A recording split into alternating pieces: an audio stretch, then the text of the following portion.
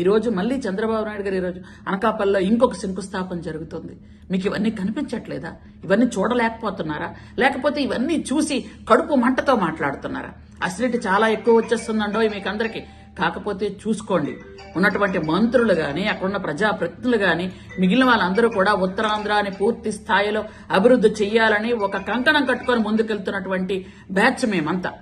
ఉత్తరాంధ్రాని develop చేయాలి అని ఈరోజు మీ హయాంలో పూర్తిగా అందరు ఎంతో మందికి విశాఖ ఉక్కు ఆంధ్రుల హక్కు అనుకున్న విశాఖపట్నాన్ని మీరు అక్కడ ఉన్నటువంటి స్టీల్ ప్లాంట్ ని క్లోజ్ చేసి పడేశారు. మీరు వాళ్ళందరూ రోడ్డు మీదకి వచ్చే పరిస్థితి తీసుకొచ్చారు. ఈ రోజు మోడీ గారి సహాయంతో ఈ రోజు మనం చక్కగా స్టీల్ ప్లాంట్ ఈ రోజు పనిచేస్తుంది అంటే, లాభాల బాటలోకి వెళ్తుంది అంటే ఎవరి వల్ల? మా చంద్రబాబు నాయుడు గారి వల్ల కాదా? ఈరోజు మీరు మళ్ళీ మాట్లాడుతున్నారే సిగ్గు లేకుండా. ఎలా మాట్లాడుతున్నారు? ఏ విధంగా మాట్లాడుతున్నారు? మీకు ఏవైనా రాజకీయం చెయ్యాలి అనుకుంటే మీ ఇంట్లో రాజకీయం చేసుకోండి, మీ పార్టీలో రాజకీయం చేసుకోండి.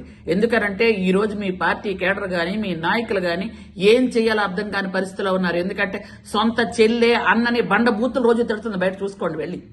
ఆవిడ ఎలా తిడుతుందో, ఏం మాట్లాడుతుందో, ఏం చెప్తుందో, ఇంట్లో విషయాలు ఏం బయట పెడుతున్నా ముందు అవి ఇంట్లో పరిస్థితి చక్కబెట్టుకొని బయటకు రండి అయ్యా. ఎందుకు అనవసరంగా వైజాగ్ గురించి మాట్లాడతారు మీరు? కాబట్టి మళ్లీ చెప్తున్నాం, అభివృద్ధి అంటే చంద్రబాబు నాయుడు గారు, సంక్షేమం అంటే చంద్రబాబు నాయుడు గారు, కూటమి ప్రభుత్వం. ఈ రోజు మా లోకేష్ బాబు ఎంతో కష్టపడి దేశ విదేశాల నుండి తీసుకొచ్చి కంపెనీలు అక్కడ పెట్టిస్తుంటే మీకు సరదాగా ఉందా?